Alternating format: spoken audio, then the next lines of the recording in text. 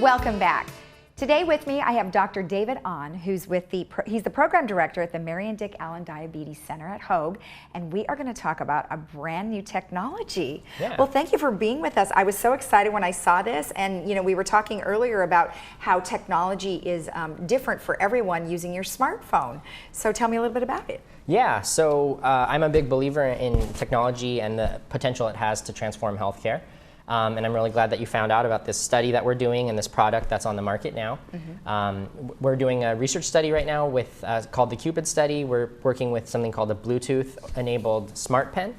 And basically it helps people that are taking multiple daily injections of insulin better dose their insulin and more safely dose their insulin. Okay, so now you brought the pen with you, and tell me about this device. Yeah, so it's a reusable insulin housing device. So it uses insulin cartridges that would go in this container. Okay. And here, let me just take that off again. Yeah, no problem. So this is where the insulin is, and did you say it's replaceable? It's reusable. So most people right now are using disposable insulin cartridges. So are disposable insulin pens. So after every use, they kind of throw it away. Okay. So this is a little bit more eco-friendly if that's your deal. Okay. And so you can use reusable cartridges that would load in here, and then you put it in and snap it tight, and then functionally, it works very similar to a standard traditional insulin pen. Okay. But it pairs with an app on your phone that allows for a lot of cool smart features. Okay, all right, well good. Well, I know you've sent over some videos, so maybe we should look at that first, and maybe that'll give people an idea of how to use it. Yeah, and I can try to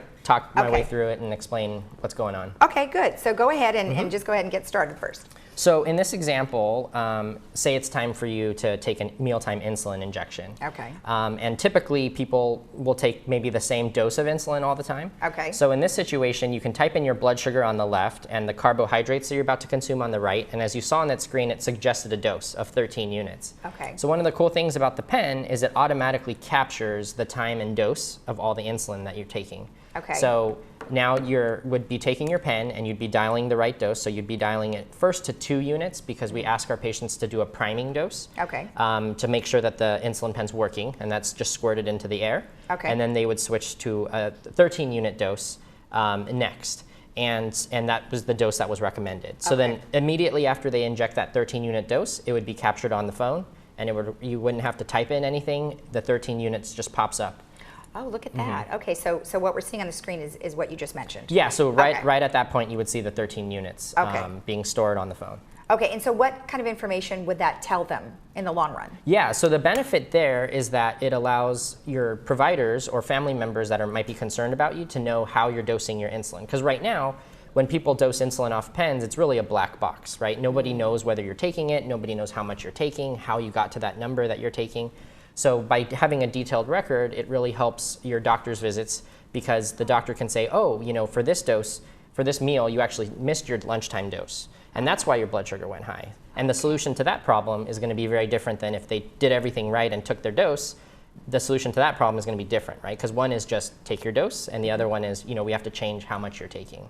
So with this information, is it so the doctor it's shared with the doctor? So what on their next visit they can discuss it? Is that what you're saying? Yeah, and one of the exciting things is as part of the study, because these tools, 2 of the visits are actually over the phone if you're using the features. Because once you have the ability to capture this data and share this data, it might allow for more cool technology like video visits or telephone encounters and things like that. Okay, and how long has this technology been on the market? So it's been on the market now for about 18 months. Oh. So it has been FDA approved. However, it's a new product category and people are still learning about it. Insurances are still trying to figure it out.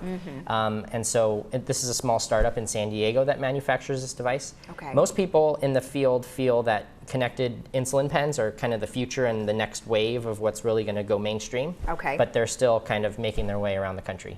So when you have the study, first of all, how do people get involved with the study? Yeah, the best way to get involved in the study would be to call the Diabetes Center. Our number is 949-764-8065. Okay. And they can direct you to the right people. Okay.